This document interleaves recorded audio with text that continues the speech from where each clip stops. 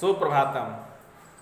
देववाणी पाठशाला के इस YouTube चैनल में आप सबका हार्दिक स्वागत है। मैं हूं रामचरण।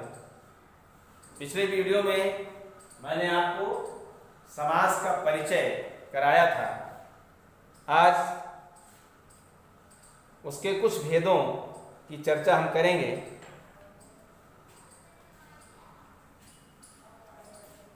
हमने आपको यही बताया था कि समास कम से कम दो पदों में होता है। समास होने के लिए, समस्त होने के लिए कम से कम दो पद चाहिए। कभी एक पद में समास नहीं होता है। और दो पदों के आधार पर समास के भेद भी हमने आपको बताए थे। और ये बताया था कि जब चार दिशाएं बनती हैं, या तो पूर्व पद प्रधान होगा, और जब पूर्व पद प्रधान होगा तो उस समास का नाम अव्ययी भाव समास होगा। दूसरा, उत्तर पद की प्रधानता यानी बाद वाला पद प्रधान होगा। तो अगर बाद वाला पद प्रधान है तो तत्पुरुष समास होगा। एक स्थिति यह आ सकती है कि दोनों पद प्रधान हो।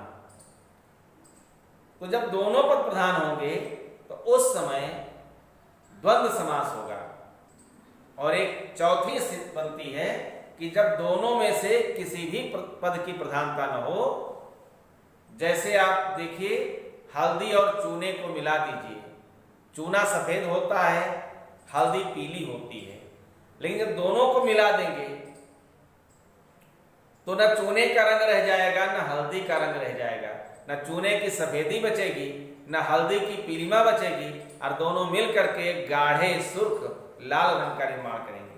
तो ऐसे ही बंधुओं, जब दोनों पद मिल करके अपने अपने अर्थ को छोड़ दें और किसी तीसरे नए अर्थ की सृष्टि करें, अन्य पद की प्रधानता बताएं, तो वहां पर बहुब्रीहि समास होता है। और इसी आधार पर भट्टोजी दीक्षित ने अपने सिद्धांत कौमुदी में समास के चार भेद बताए हैं: अव्ययी भाव, तत्पुरुष, द्वंद्व और बहुब्रीहि। लेकिन भट्टोजी दीक्षित के जो शिष्य थे वरदराज, उन्होंने लघु सिद्धांत कौमुदी में समास के 5 भेद बताए हैं। तत्पुरुष समास के जो 2 भेद हैं, उन दोनों भेदों में से जो समानाधिकरण तत्पुरुष है उसको उन्होंने कर्मधारय कह करके एक अलग समास का नाम दिया है। तो इस प्रकार से वरदराज के अनुसार समास के 5 भेद हैं।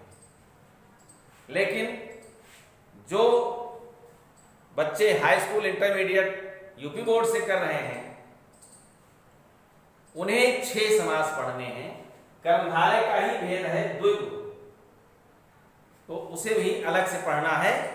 उन्हें 6 भेद पढ़ने हैं। लेकिन जो सीबीएसई के छात्र हैं या टीजीटी, पीजीटी की तैयारी कर रहे हैं, उन्हें इस प्रकार से तैयारी करनी है।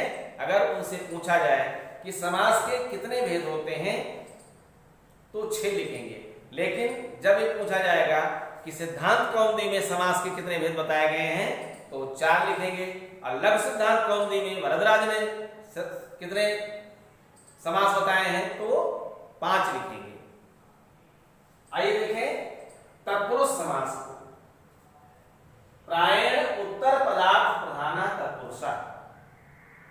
ऐसा सामासिक पद जिसका उत्तर पद यानी बाद वाला पद प्रधान हो, तत्पुरुष समास कहलाता है। जैसे हिमस्य आलयः, हिमस्य आलयः, हिमालय, हिम का आलय। हिमस्य आलयः, हिमालय, हिम का आलय, बर्फ का घर। यहां पर प्रधानता आलय की है, घर की प्रधानता है। उसे घर ही मुख्य है, बर्फ प्रधान नहीं है। इसलिए यहां पर तत्पुरुष समास है। एक उदाहरण और देखिए, राजपुरुषः, राजपुरुषः। अब इससे आपको स्पष्ट हो जाएगा कि उत्तर पद की प्रधानता कैसे है। राजपुरुषा मतलब होता है राजा का पुरुष, यानी वह व्यक्ति जो राज दरबार में रहता है, राजा का बहुत खास है। अब जब हम कहेंगे कि राजपुरुषा गच्छति, तो राज गच्छति पुरुषा गच्छति, कौन जा रहा है, तो स्पष्ट है पुरुषा गच्छति। और ऐसा पुरुष जो राजा के दरबार का है वो जा रहा है, तो यहाँ पुरुष की प्रधानता होने के कारण, उत्तर पद की प्रधानता होने के कारण तत्पुरुष समास है। प्यारे भैया बहनों, तत्पुरुष समास के अगर भेदों की चर्चा करें तो तत्पुरुष समास के जितने भेद होते हैं उतने किसी समास के नहीं होते हैं, लेकिन मुख्यतः इसके दो भेद होते हैं। पहला है समानाधिकरण तत्पुरुष। समानाधिकरण तत्पुरुष ऐसा तत्पुरुष समास जिसकी दोनों पदों में समान विभक्तियां होती हैं, जिसके दोनों पदों में समान विभक्तियां होती हैं, ऐसे तत्पुरुष समास को समानाधिकरण तत्पुरुष समास कहते हैं। और इसी को कहा गया है कि तत्पुरुषा समानाधिकरण कर्मधारया। वरदराज ने इसी को कर्मधारय कह करके पुकारा है। जिस सामासिक पद में दोनों पदों में, पूर्व पद में और उत्तर पद में समान विभक्तियां हो, सम विभक्ति समास हो, वह समानाधिकरण तत्पुरुष समास कहलाता है और इसी को ही कर्मधारय कहते हैं। और दूसरा भेद इसका है व्यधिकरण तत्पुरुष समास, अर्थात जिस सामासिक पद में उसके पूर्व और उत्तर दोनों पदों की विभक्तियां अलग अलग हो, दोनों में समान विभक्तियां न हो, उसे हम व्यधिकरण तत्पुरुष समास कहते हैं। और इसके 6 प्रमुख भेद होते हैं। द्वितीया तत्पुरुष यानी कर्म तत्पुरुष, तृतीया तत्पुरुष यानी कर्ण तत्पुरुष, चतुर्थी तत्पुरुष यानी संप्रदान तत्पुरुष, और पंचमी तत्पुरुष यानी अपादान तत्पुरुष, षष्ठी तत्पुरुष यानी संबंध तत्पुरुष, और सप्तमी तत्पुरुष यानी अधिकरण तत्पुरुष। इसके अतिरिक्त जो तत्पुरुष समास है इसके 5 उपभेद भी होते हैं। पहला है नए तत्पुरुष, दूसरा है उपपद तत्पुरुष। नए तत्पुरुष जिसका पहला पद पूर्व पद आ या अन से बना है और निषेधवाचक है, वो नए तत्पुरुष है। दूसरा है उपपद तत्पुरुष, ऐसा सामासिक पद जिसका जो उत्तर पद है वो क्रियावाची है, वह उपपद तत्पुरुष कहलाता है। स्वर्णकारा, मालाकारा, कुंभकारा, कृषका, धनदा, जलदा, ये सब उपपद तत्पुरुष के उदाहरण हैं। अगला है अलोप तत्पुरुष, जिसमें विभक्तियों का लोप नहीं होता है। युधिष्ठिर, परस्मय पद, आत्मनेपद, सरसिज, ये सभी खेचर, ये सभी अलोप तत्पुरुष समास के उदाहरण हैं। और इसके अलावा है मध्यम पद लोपी तत्पुरुष, ऐसा तत्पुरुष समास जिसके मध्यम पद का लोप हो जाता है, वह मध्यम पद लोपी तत्पुरुष समास कहलाता है। और पांचवा है गति तत्पुरुष या प्राग तत्पुरुष। इस प्रकार से तत्पुरुष के इतने भेद हैं, लेकिन जब पूछा जाएगा कि तत्पुरुष के कितने भेद होते हैं तो आप वही बताएंगे, ये आपको सुझाव दिया जाता है। पहला है समानाधिकरण तत्पुरुष और दूसरा है व्यधिकरण तत्पुरुष। अब व्यधिकरण तत्पुरुष के 6 भेद हैं, द्वितीया से सप्तमी तक। और इसके उपभेदों की जगह चर्चा करें तो ये 5 उपभेद हैं। इनकी चर्चा हम व्यधिकरण तत्पुरुष और उपभेद तत्पुरुष के उपभेदों की चर्चा हम विस्तार से अगले वीडियो में करेंगे। आइए आज देखें समानाधिकरण तत्पुरुष। तो समानाधिकरण तत्पुरुष समास यानी सम विभक्तिक तत्पुरुष समास वह समास होता है जिसके दोनों पदों में यानी पूर्व पद और उत्तर पद दोनों में समान विभक्तियां होती हैं। इसमें इसी को कर्मधारय कहते हैं।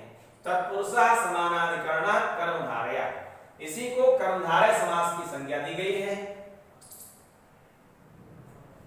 आइए देखें कर्मधारय समास के जो भेद हैं वह है, पहला है विशेषण पूर्व पद कर्मधारय। ऐसा कर्मधारय समास जिसका पूर्व पद विशेषण हो और दोनों पदों में समान विभक्तियां हो। देखिए कृष्णः सर्पः, कृष्ण सर्पः काला सांप। यहां पर सर्पः विशेष्य है और कृष्ण विशेषण है। इसका जब हम विग्रह करेंगे तो कृष्णः सर्पः ऐसे विग्रह करेंगे, कृष्ण सर्प काला सांप। यानी इसका पूर्व पद विशेषण है, पूर्व पद यानी पहले वाला पद विशेषण है। तो जिस सामासिक पद का पूर्व पद विशेषण होता है उसे हम विशेषण पूर्व पद कर्मधारय समास कहते हैं। ऐसे श्रेष्ठ पुरुषः, श्रेष्ठ पुरुषः, यहां भी देखिए श्रेष्ठः, श्रेष्ठः पुरुषः, दोनों में विभक्तियां समान है, प्रथमा विभक्ति का प्रयोग हुआ है। और पुरुष ये विशेष्य है, श्रेष्ठ पुरुष कैसा है, श्रेष्ठ है, ये विशेषण है। तो ऐसे शब्द जिनका पहला पद पूर्व पद विशेषण हो, दोनों पदों में समान विभक्तियां हो, उत्तर पद विशेष्य हो, ऐसे सामासिक पद को हम विशेषण पूर्व पद कर्मधारय समास कहते हैं। इसके अन्य उदाहरण हैं महादेवा, महाराजा, महात्मा, महर्षि, महाकवि, महारथी, महाकाव्यम, श्वेतपत्रम, श्वेताश्वः, सुंदरबालकः, मधुरफलम, नीलाकाशः, रक्तोत्पलम, गौरबालकः, नीलोत्पलम आदि। और दूसरा है उपमान पूर्व पद कर्मधारय। उपमान पूर्व पद यानी ऐसा कर्मधारय समास जिसका पहला पद उपमान हो और दूसरा उपमेय हो। घन श्याम, घन श्याम, घन श्यामा, घन यु,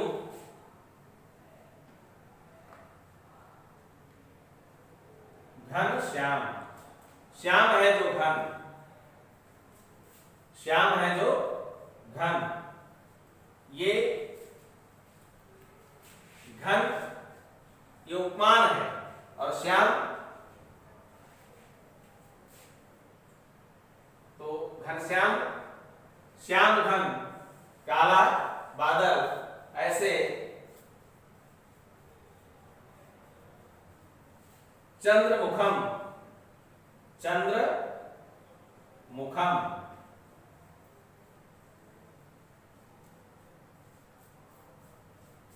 मुख चंद्र, मुख जो है वो चंद्रमा के समान है। यहां भी उपमान पूर्व पद कर्मधारय है। अगला है रूपक कर्मधारय। रूपक कर्मधारय में शोकाग्नि, शोकाग्नि, जहां उपमेय और उपमान का भेद रहित आरोप हो वह है रूपक। शोकाग्नि यानी शोक रूपी अग्नि, शोक रूपी अग्नि। ऐसे विद्याधनम, विद्यारूपी धन, विद्याधनम, विद्यारूपी धन। मुख कमलम, परीक्षा पयोधि, कर कमलम, नील लोहिता, ये सभी मानस महंगा, ये सभी रूपक कर्मधारय के उदाहरण हैं। और अगला है उभयपद विशेषण। श्वेत कृष्णः, श्वेतः कृष्णः, श्वेत कृष्णः, सफेद और सफेद काला, श्वेत कृष्णः। पीत कृष्णः, चराचरम, सुप्तोत्थितम, कृताकृतम आदि, ये सभी उभयपद विशेषण कर्मधारय के भेद हैं। तो प्यारे भैया बहनों, आज हमने आपसे समानाधिकरण तत्पुरुष के अंतर्गत कर्मधारय की चर्चा की है। शेष हम व्यधिकरण तत्पुरुष और उपभेदों की चर्चा अगले वीडियो में आपसे करेंगे विस्तार के साथ। तब तक अभी अगर आपने हमारे चैनल को सब्सक्राइब नहीं किया है, लाइक नहीं किया है तो कृपया उसे लाइक करें और सब्सक्राइब करें और अपने मित्रों को शेयर करना न भूलें। जय संस्कृतम, जय भारतम, धन्यवाद।